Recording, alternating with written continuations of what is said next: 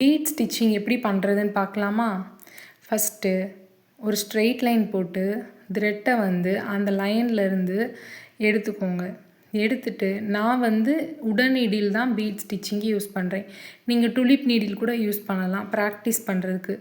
ஏன்னா நீங்கள் சரி ஆர் சில்க் த்ரெட்டுக்கு டுலிப் நீடில் தான் நீங்கள் யூஸ் பண்ணியிருப்பீங்க. அயன் நீடிலுமே யூஸ் பண்ணிக்கலாம்.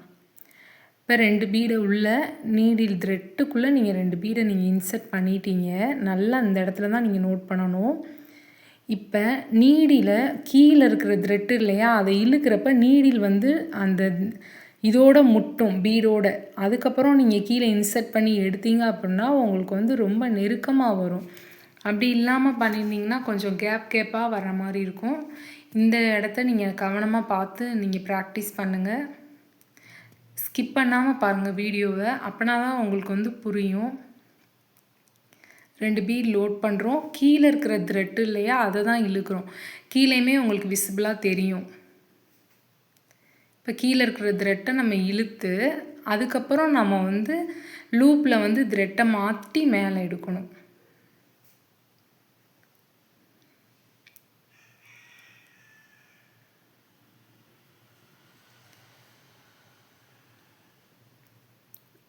கேர்ஃபுல்லாக ப்ராக்டிஸ் பண்ணுங்கள். த்ரெட்டு ஏதாச்சும் ஒரு இதை நீங்கள் விட்டுட்டீங்க அப்படின்னா நீங்கள் போட்ட மொத்த ஒர்க்குமே வந்து பிரிஞ்சிரும்.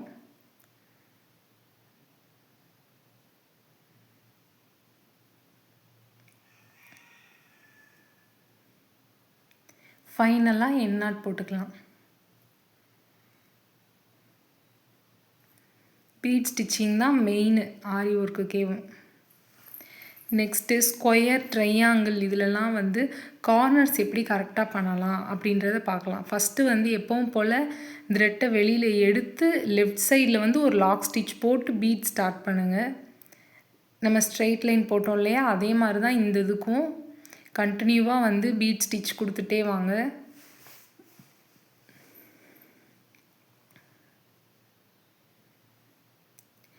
இந்த இடத்துல தான் நம்ம டேர்னிங்கில் பார்க்கணும். கரெக்டாக கீழே அப்படியே கொண்டு போய் ஸ்டார்ட் பண்ணிடக்கூடாது. எக்ஸ்ட்ரா ஒரு பீடு வந்து நம்ம ஸ்டிச் பண்ணி பக்கத்தில் ஒரு ஸ்டிச் போட்டு அகெயின் நம்ம இந்த பக்கம் திருப்பி கொண்டு வந்து ஒரு ஸ்டிச் போட்டு அதுக்கப்புறம் தான் நம்ம வந்து பீடை வந்து உள்ளே இன்சர்ட் பண்ணி பண்ணணும். இப்போ பார்த்தீங்கன்னா தெரியுதா கார்னர்ஸ் எவ்வளோ ஷார்ப்பாக வந்திருக்குன்னு. இந்த மாதிரி தான் கார்னர்ஸை வந்து நம்ம வந்து ஃபினிஷ் பண்ணணும். பீடு வந்து முடிஞ்ச அளவுக்கு எவ்வளோக்கு எவ்வளோ நெருக்கமாக போடுறீங்களோ அந்தளவுக்கு வந்து உங்களோட ஒர்க்கு வந்து நீட்டாகவும் இருக்கும், ஃபினிஷிங் நல்லாயிருக்கும்.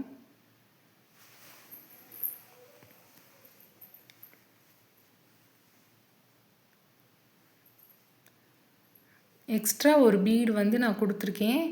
பக்கத்துலேயே வந்து அப்படியே கண்டினியூ பண்ணிடக்கூடாது. ஒரு ஸ்டிச் போட்டுருங்க.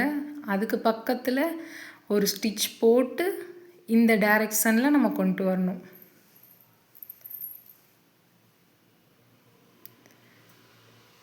ரொம்ப கவனமாக ப்ராக்டிஸ் பண்ணுங்கள்.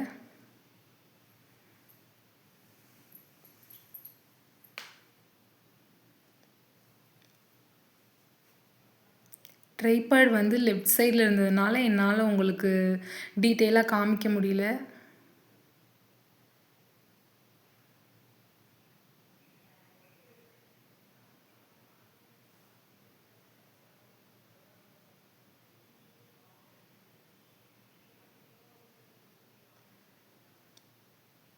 எக்ஸ்ட்ரா ஒரு பீட் கொடுக்குறோம். உள்ளே வந்து ஒரு ஸ்டிச் கொடுத்து அப்புறம் நம்ம கண்டினியூ பண்ணுறோம். இந்த மாதிரி ஃபினிஷ் பண்ணி பாருங்கள். ரொம்ப பர்ஃபெக்டாக இருக்கும் உங்களுக்கு வந்து.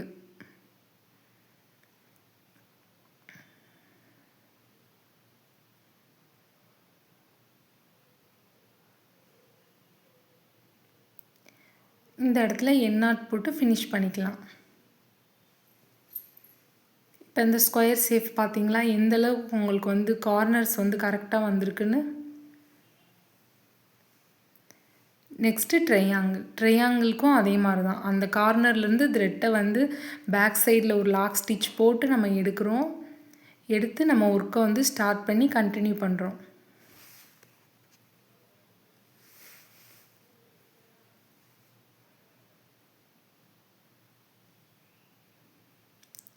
ஒவ்வொரு பீடையும் ரொம்ப நல்லா நெருக்கமாக நீங்கள் வந்து ஸ்டிச் பண்ணணும். பிகினர்ஸ் வந்து ஸ்டார்ட்டிங்லேருந்தே நீங்கள் நெருக்கமாகவே ப்ராக்டிஸ் பண்ணால் தான் உங்களுக்கு ஈஸியாக இருக்கும். எல்லோரும் ஸ்டார்ட்டிங்கில் வந்து தள்ளி பண்ணிக்கலாம், அப்புறம் வந்து நெருக்கமாக பண்ணிக்கலாம்பாங்க. அப்படி பண்ணிங்கன்னா உங்களுக்கு கொஞ்சம் டஃப்பாக இருக்கும், டிஃபிகல்ட்டாக இருக்கும். நம்ம ஃபஸ்ட்டு பண்ண மாதிரி இல்லையே அப்படின்னு இருக்கும். இப்போ இந்த இடம் நம்மளுக்கு வந்துருச்சு. டேர்னிங் வர்ற டைமில் நம்ம என்ன பண்ணுறோம், எக்ஸ்ட்ரா ஒரு பீடு வந்து நம்ம கொடுத்து ஸ்டிச் பண்ணி நம்ம அப்படியே நம்ம வந்து ஸ்டிச் பண்ணிடக்கூடாது. எக்ஸ்ட்ரா பீடு கொடுத்தாலுமே பக்கத்தில் ஒரு செயின் ஸ்டிச் போட்டு அப்புறம் தான் நம்ம மேலே கொண்டு வந்து ஸ்டிச் பண்ணி நம்ம கண்டினியூ பண்ணணும். ஓகேவா?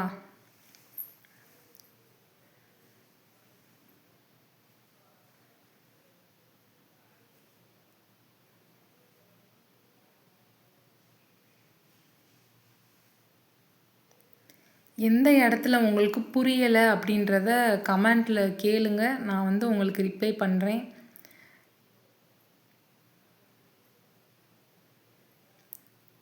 உங்கள் லொக்கேஷன் வந்து விருதுநகராக இருந்துச்சு அப்படின்னா நீங்கள் டைரெக்டாக ஆஃப்லைன் கிளாஸ்லேயுமே ஜாயின் பண்ணிக்கலாம். இப்போ கார்னர்ஸ் வந்துருச்சு. நான் சொன்ன மாதிரி தான் எக்ஸ்ட்ரா ஒரு பீட் வந்து நம்ம ஸ்டிச் பண்ணி ஒரு செயின் கொடுத்து அகெயின் ரிவர்ஸில் இங்கிட்டு கொண்டு வந்து அந்த ஸ்ட்ரெயிட் லைன் நம்ம போகிறோம் இல்லையா, அந்த இடத்துல நம்ம ஒரு ஸ்டிச் வந்து கொடுத்து அப்புறம் பீடு வந்து நம்ம ஸ்டார்ட் பண்ணுறோம்.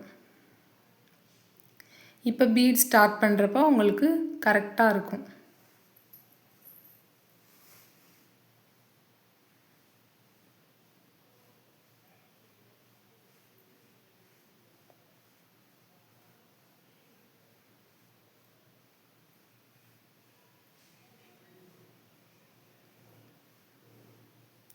இந்த பீடு ஒர்க்குக்கு நான் வந்து நார்மல் ஸ்விங் த்ரெட் தான் யூஸ் பண்ணியிருக்கேன்.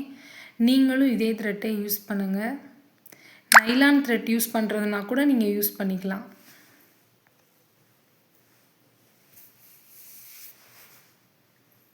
இப்போ இந்த இடத்துல ஒரு எண்ணாட் போட்டுக்கோங்க. இப்போ சேஃப் எவ்வளோ பர்ஃபெக்டாக இருக்குதுன்னு பார்த்தீங்களா? நெக்ஸ்ட்டு வந்து சர்க்கிள் நம்ம பார்க்குறோம். சர்க்கிளில் இப்போ இது வந்து கொஞ்சம் பெரிய சர்க்கிளாகவே நான் வந்து ட்ரா பண்ணியிருக்கேன். நீங்கள் குட்டியாக போட்டிருக்கீங்க அப்படின்னா சிங்கிள் பீடாக போட்டால் தான் உங்களுக்கு அந்த சேஃப் வந்து பர்ஃபெக்டாக வரும். அப்படி இல்லைன்னா சர்க்கிள் சேஃப் வந்து உங்களுக்கு வந்து அன்ஃபினிஷ்டு லுக்கில் தான் இருக்கும்.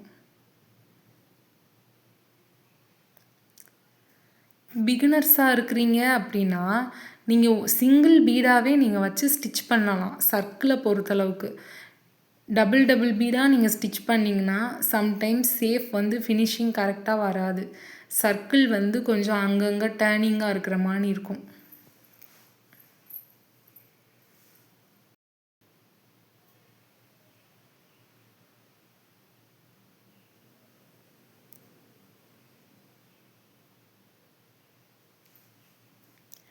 பீடு வந்து நீங்கள் எப்போவுமே நெருக்கமாகவே போட்டு பழகிருங்க ஸ்டார்டிங்லேருந்தே. அதுதான் நான் வந்து உங்களுக்கு சொல்கிற அட்வைஸ் வந்து. ஸ்டார்டிங்லேயே எப்படி நம்ம வந்து எவ்வளோக்கு எவ்வளோ நெருக்கமாக போடுறோமோ அந்தளவுக்கு நம்மளுக்கு ப்ராக்டிஸ் ஆகும். இல்லை இப்போ தான் நம்ம போடுறோம் அதனால் நம்ம தள்ளி போடணும் அப்படின்னு நம்ம வந்து நினைக்க வேண்டாம். ஆஃப்லைனில் என்னோடய ஸ்டூடெண்ட்டுக்குமே நான் சொல்லித்தரது அதுதான். எப்போவுமே நெருக்கமாகவே போட்டு பழகிடணும் நம்ம வந்து பீடை.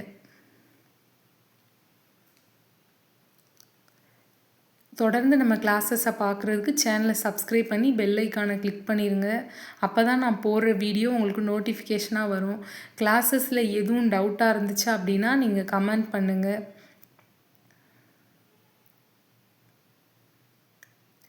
ஆரியில் டவுட் எதுவும் இருந்தாலும் என் நம்பர் இதில் இருக்குது. நீங்கள் காண்டாக்ட் பண்ணி டீட்டெயில் கேட்கலாம். கிளாஸஸை பற்றி என்கொயரி கூட நீங்கள் கேட்டுக்கலாம்.